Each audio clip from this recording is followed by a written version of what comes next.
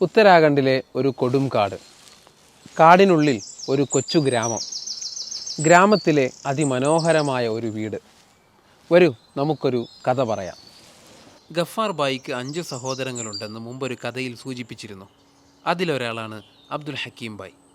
ബഗ്ഗ ഗ്രാമത്തിൽ നിന്ന് കുറച്ചകലെ കൊടും വനത്തിനുള്ളിലാണ് അദ്ദേഹത്തിൻ്റെ വീട്. തീർത്തും ഒറ്റപ്പെട്ട ജീവിതം. ഇന്ന് രാവിലെ വീടിനോട് ചേർന്നിതാ കടുവകൾ വന്നുപോയതേയുള്ളൂ. നിങ്ങൾ ഇത്തിരി വൈകിയെന്ന് അബ്ദുൽ ഹക്കീം ബായ്. മരങ്ങൾ കൊണ്ട് തീർത്ത വേലികൾക്ക് നടുവിൽ പുല്ലുമേഞ്ഞ 3 ചെറുകൂരകൾ, കുത്തനെ ഉയർത്തി നിർത്തിയ മേൽക്കൂരയ്ക്ക് താഴെ 1-2 ചാർപ്പായി കട്ടിലുകൾ, മണ്ണിൽ തന്നെ തീർത്ത അടുപ്പും അലമാരിയും, മുറ്റത്തൊരു നാരങ്ങാ മരവും.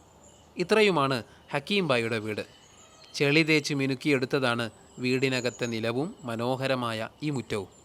എന്നാൽ ഹക്കീം ബായിയുടെ മനസ്സിന് മാത്രം ഒട്ടും ചെളി പുരണ്ടിട്ടില്ല.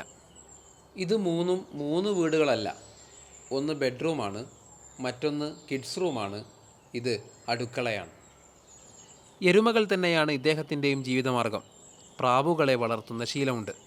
ഞങ്ങളെത്തുമ്പോൾ കൂടുകൾ തുറക്കാനുള്ള ഒരുക്കത്തിലാണ്. ആ ദൗത്യം ഞാൻ അങ്ങേറ്റെടുത്തു.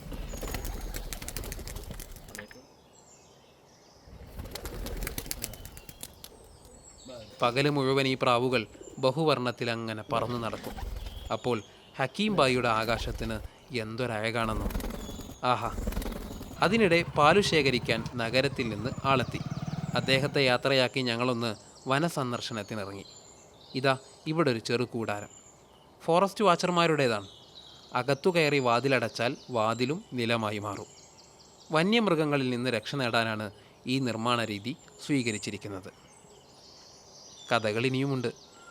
കാട്, മണ്ണ്, മനുഷ്യൻ, പറയാനൊരു താളവും കേൾക്കാനൊരു ഇമ്പവുമൊക്കെയുണ്ട്. എന്നാൽ ആ യാഥാർത്ഥ്യത്തെ അനുഭവിച്ചവരാണിവർ. വീണ്ടും കാണാം.